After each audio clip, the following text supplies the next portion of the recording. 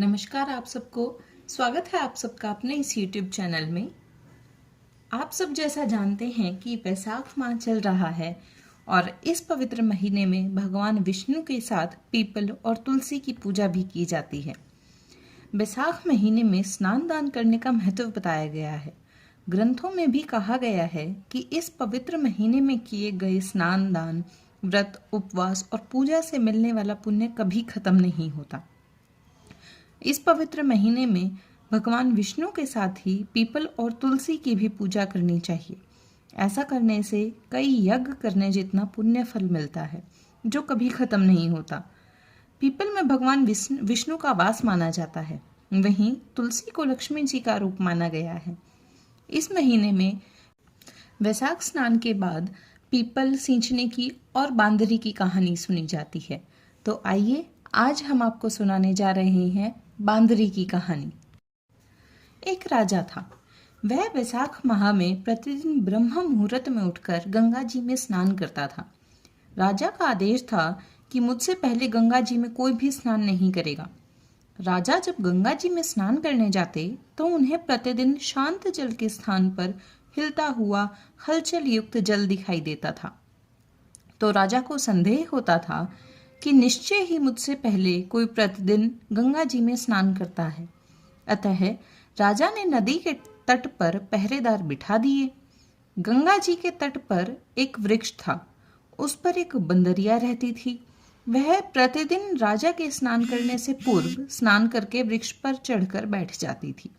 इस प्रकार होते हुए पूरा वैशाख माह व्यतीत हो गया, किंतु अंतिम दिन राजा के सिपाही ने देख लिया और उस बंदरिया को पकड़कर राजा के पास ले गए और कहा कि यह बंदरिया आपसे पूर्व प्रतिदिन गंगा जी में स्नान करती है।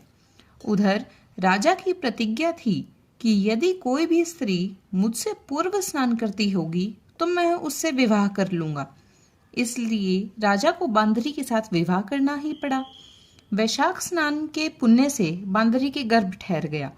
9 मास पूर्ण होने पर बांदरी ने राजा से पूछा कि शिशु जन्म के समय मुझे क्या करना चाहिए।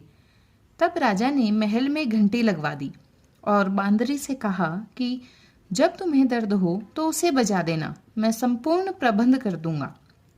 राजा की अन्य रानियां भी थी, उनकी कोई संतान नहीं थी।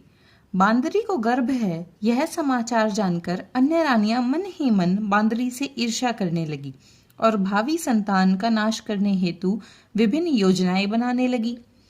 घंटी लगी देखकर एक रानी ने बंदरी से पूछा तो बांदरी ने संपूर्ण वृतांत बता दिया।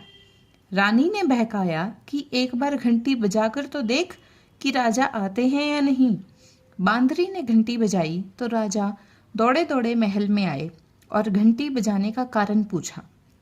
इस पर बांदरी ने उत्तर दिया कि मैंने तो रानियों के कहने पर घंटी बजाई थी।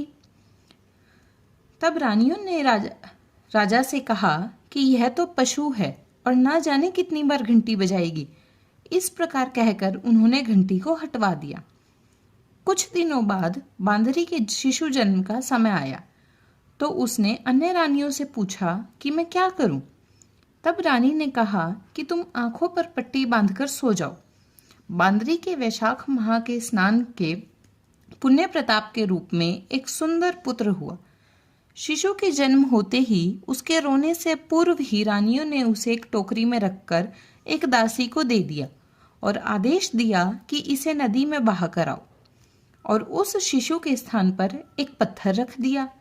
राजा को भी कहलवा दिया कि बांदरी ने एक पत्थर को जन्म दिया है।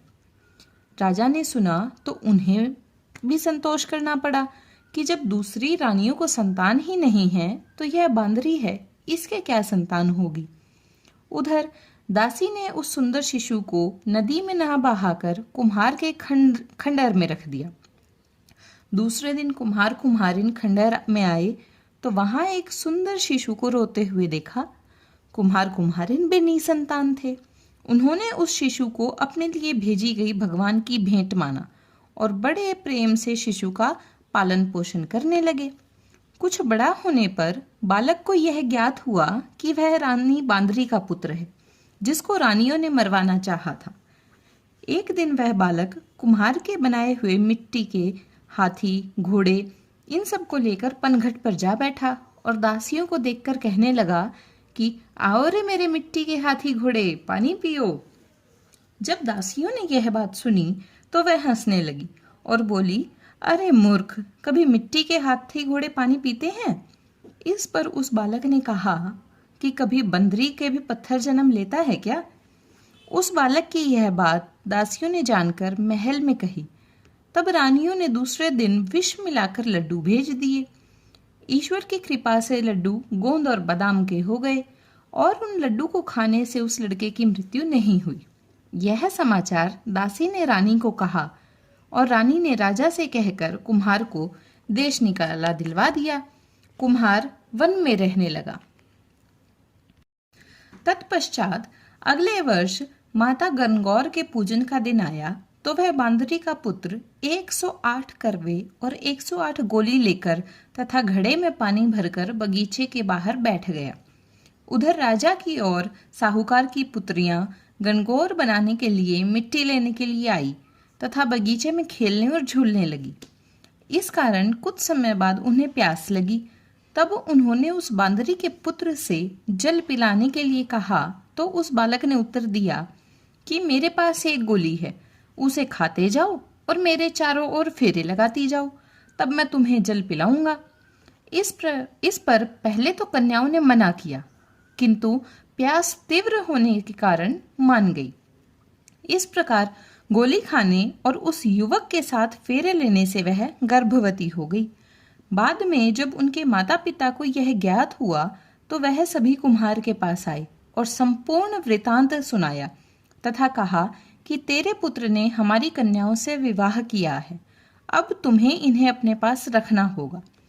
तब कुम्हार ने निर्धन होने के कारण असमर्थता व्यक्त की कि 2 कन्याओं के माता पिता ने बहुत सारा धन देकर अपनी कन्याओं को कुम्हार के घर विदा किया और कुम्हार के घर 108 बहुएं आ गई और कालांतर में उनके 108 ही पोते हो गए।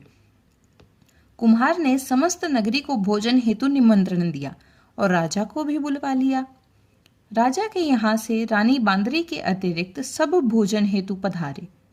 तब राजकुमार राजा की आज्ञा लेकर बांदरी को लेने रथ पालकी लेकर गया और लाकर सभा में सबसे ऊंचे स्वर्ण आसन पर बिठाया। राजकुमार ने अपनी सभी पत्नियों को समझा दिया था कि बांदरी मुझे जन्म देने वाली माता है। एक एक बहू रानी बांदरी के चरण स्पर्श करती गई और एक एक सोने का सिक्का और पोते को गोद में देती गई। जब राजा और अन्य रानियों ने यह सब देखा तो कुम्हार के पुत्र से इसका कारण पूछा। रानियों को तो संदेह होने लगा था कि यह अवश्य ही बांदरी का पुत्र है। इसलिए रानी और उठकर राजा को कहने लगी कि कुम्हार के पुत्र ने हमारा अपमान किया है और बांदरी का सम्मान किया है, अतः हम लौट कर जा रही हैं। इधर राजा को पुत्र के जन्म का संपूर्ण रहस्य ज्ञात हो गया था, इसलिए उन्होंने रानियों को देश निकाला दिया और अपनी सभी पुत्र वधू और पोतों को लेकर महल में आया और कुम्हार और राजकुमार का राजतिलक हुआ। कुम्हार कुम्हारिन को राजकुमार ने महल में रहने के लिए निवेदन किया, किंतु वह नहीं माने। तब राजा ने उन्हें ढेर सारा धन दिया। वैशाख स्नान का इतना महत्व है तो सबको वैशाख स्नान करना चाहिए। बांदरी ने वैशाख स्नान किया तो उसे राजा का राज्य, पुत्र, बहुएं आदि प्राप्त हुई हैं। ईश्वर जैसे बांदरी को पुण्य मिला, इस प्रकार हमें भी पुण्य देना। धन्यवाद। आपको हमारी यह कहानी कैसी लगी? अगर अच्छी लगी तो हमारे चैनल को सब्सक्राइब करना, वीडियो को लाइक करना और ज़्यादा से ज़्यादा शेयर कीजिएगा। धन्यवाद।